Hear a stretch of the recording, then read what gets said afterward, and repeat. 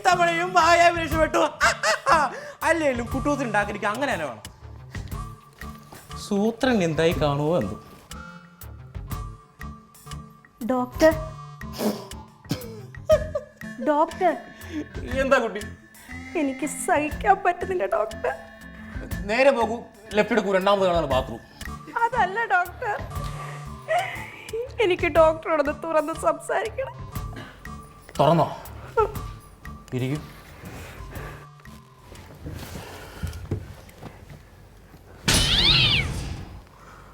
തുറക്കൂ. Doctor, yes. ഞാനും എൻ്റെ ആൻ്റപ്പേട്ടനും ഒരു പ്രേമ വിവാഹമായിരുന്നു ഡോക്ടർ. ഞങ്ങളുടെ ജീവിതം വളരെ രസകരമായ അനുഭവങ്ങൾ ഉണ്ടായിട്ടുണ്ട് ഡോക്ടർ. എൻ്റെ ആൻ്റപ്പേട്ടൻ എന്നെ കാണാൻ വരാത്ത ദിവസങ്ങളില്ലായിരുന്നു. ഇന്നും എൻ്റെ ആൻ്റപ്പേട്ടൻ 4 മണിക്ക് എനിക്ക് മുല്ലപ്പൂ വാങ്ങിത്തരുമായിരുന്നു ഡോക്ടർ.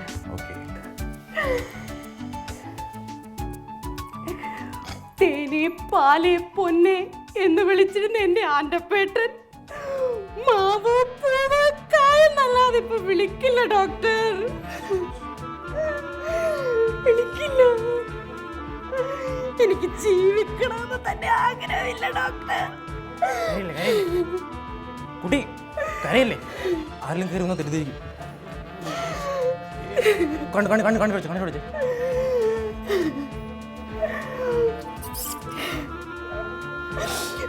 വെച്ചോളൂ. ഡോക്ടർ അറിയോ, ആ മനുഷ്യൻ എന്നെ എന്ത് പ്രേമലേഖനങ്ങൾ തന്ന് പറ്റിച്ചെന്ന് ഡോക്ടർ ഇത് വായിച്ചു നോക്കൂ. ഡോക്ടർ വായിച്ചു നോക്ക്. ഇപ്പൊ ആ മനുഷ്യൻ എന്നെ കാണുന്ന തന്നെ വെറുപ്പാണ് ഡോക്ടർ. ആ മനുഷ്യനെ അപ്പുറത്തെ കാർത്തിയാനി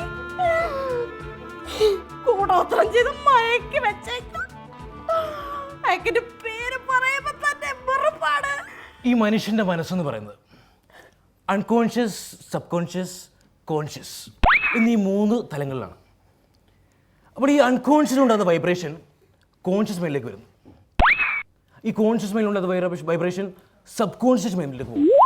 അങ്ങനെ ഈ അൺകോൺഷ്യസ്, സബ് കോൺഷ്യസ്, കോൺഷ്യസ് മൈൻഡിലെ വൈബ്രേഷൻ നമ്മുടെ ബ്രെയിനിലേക്ക് പോകുന്നു. അവിടെ ബ്രെയിനിൽ ഒരു വൈബ്രേഷൻ ഉണ്ട്. ആ ഒരു വൈബ്രേഷൻ നമ്മുടെ ജീവിതത്തിൽ ആകെ ഒരു വൈബ്രേഷൻ ഉണ്ടാക്കുന്നു. മനസ്സിലാകുന്നുണ്ടോ? ഈ ഒരു ചെറിയ വൈബ്രേഷനാണ് കുട്ടിയുടെ ജീവിതത്തിൽ ഇപ്പോൾ സംഭവിച്ചുകൊണ്ടിരിക്കുന്നത്.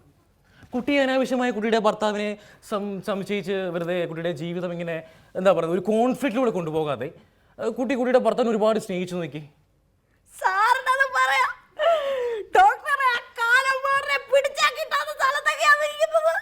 കുട്ടി അങ്ങനെയല്ല. കുട്ടിയുടെ ഭർത്താവിനെ ഒരുപാട് സ്നേഹിച്ചു നോക്കുക.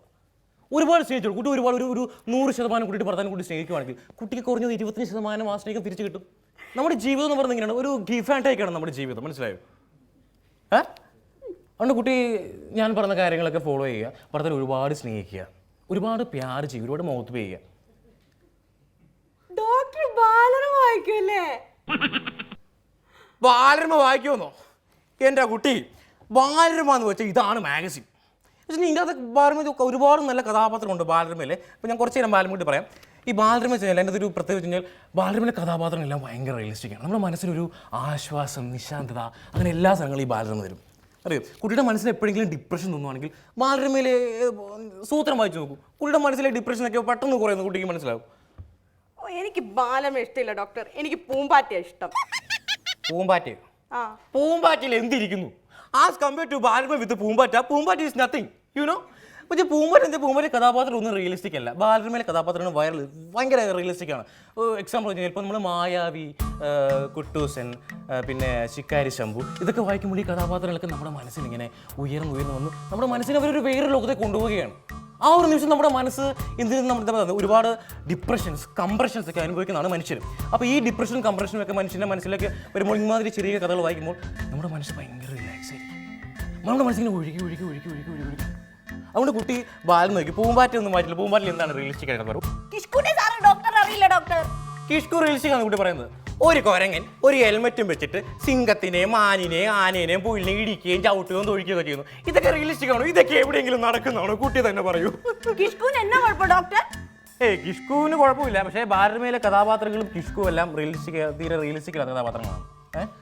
പേടിക്കുള്ള മരുന്ന് എഴുതരാം. ഒന്ന് ബാലരമ വായിച്ചാൽ പറ്റില്ല? ബാലരമ ഒരു കഥ എടുത്ത് വായിച്ചു നോക്കി ചുമ്മാ. അയ്യോ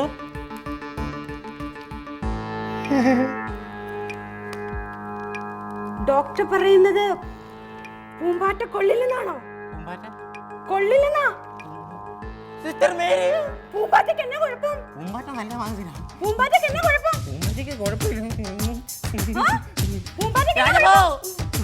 പൂമ്പാറ്റയ്ക്ക് എന്നാ കുഴപ്പം? പൂമ്പാറ്റ നല്ല മാതിരിയാണ്.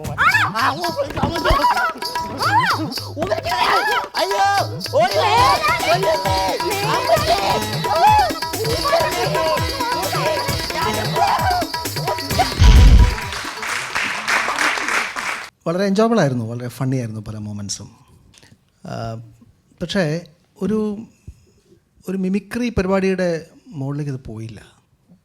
ഒരു ആക്ടറിൽ നിന്ന് നമ്മൾ ഇതുപോലുള്ള ഷോയിൽ നിന്നും പ്രതീക്ഷിക്കുന്ന ഒരു ഡെപ്ത്, കഥാപാത്രത്തിൻ്റെ അണ്ടർസ്റ്റാൻഡിങ്, അതിൻ്റെ ഒരു ഇൻറ്റഗ്രിറ്റി, അത് ഏത് കോമഡി ആവട്ടെ, സീരിയസ് ആവട്ടെ, സ്ലാപ്സ്റ്റിക് ആവട്ടെ, സ്റ്റൈലൈസ്ഡ് ആവട്ടെ, അതിനുണ്ടാവേണ്ട ചില അടിസ്ഥാന ക്വാളിറ്റീസ് അത് നിങ്ങൾ അതിലേക്ക് പോയതേയില്ല. Okay, it's a big statement, പക്ഷേ I think we have to make it very clear what is good humour and what is superficial humour. Okay, നമ്മളൊരു സൈക്കാട്രിസ്റ്റ്, ഒരു ഡോക്ടറെ കാണാൻ പോയിന്ന് വയ്ക്കൂ.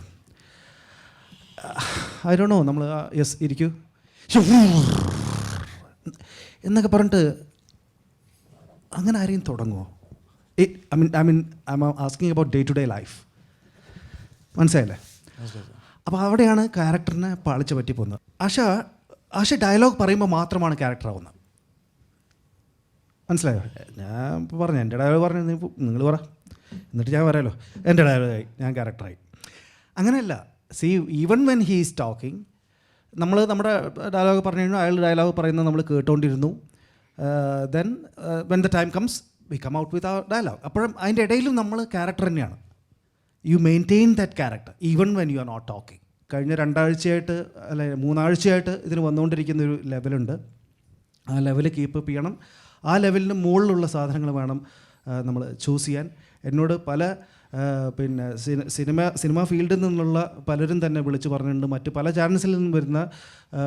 ചാനൽസിലും വന്നുകൊണ്ടിരിക്കുന്ന ആക്ടിങ്ങിനെ ബേസ് ചെയ്തുകൊണ്ടുള്ള പ്രോഗ്രാമിനേക്കാൾ ഇത് വ്യത്യസ്തമാകുന്നത് ഇതിലെ ആക്ടേഴ്സിൻ്റെ പെർഫോമൻസ് കൊണ്ടാണെന്നാണ്. And you do have that quality and you believe in that quality and search for those things which you know നിങ്ങൾക്ക് ചലഞ്ചിങ് ആയിട്ടുള്ള, നിങ്ങൾ കൂടുതൽ പഠിക്കുന്ന കഥാപാത്രങ്ങളും അതുപോലെ സിറ്റുവേഷൻസും എടുത്ത് ആ ലെവലിൽ പോകണം നമ്മൾ. This can be done by anybody. മറ്റ് നിങ്ങൾ ചെയ്യുന്ന സാധനങ്ങൾ സാധാരണ എല്ലാവരെ കൊണ്ട് ചെയ്യാൻ പറ്റില്ല. ഓക്കെ, ആ ബിലീഫ് എനിക്ക് നിങ്ങളിൽ ഉള്ളതുകൊണ്ടാണ് ഞാനത് ചെയ്യാൻ പറയുന്നത്. Better luck next time. Okay, മൊത്തത്തിൽ ഇറ്റ് വാസ് ഫൺ. പക്ഷേ ഒന്നിനും ഒരു കംപ്ലീഷൻ തോന്നിയില്ല. രണ്ടുപേരുടെ മൊത്തത്തിൽ ചെയ്ത ആക്ഷൻസിലൊരു പൂർണ്ണത തോന്നിയില്ല. ഈ ചെയ്തത് തന്നെ വളരെ നന്നാക്കായിരുന്നു എന്ന് എനിക്ക് തോന്നി. Because you both have that potential. നന്നായിട്ട് ചെയ്തിട്ടുണ്ടല്ലോ ഇതിനു മുമ്പ്. അപ്പോൾ വി എക്സ്പെക്ട് മോർ. ഇനിയും വരുമ്പോൾ അതിനെക്കാട്ടി നന്നായിട്ട് എന്തെങ്കിലും ആയിട്ടായിരിക്കും ഇവർ വരുന്നതെന്നുള്ള പ്രതീക്ഷയിലിരിക്കുമ്പം അത്ര ഒരു ആ എക്സ്പെക്റ്റേഷനിലേക്ക് വന്നതേ ഇല്ല. Better luck next time.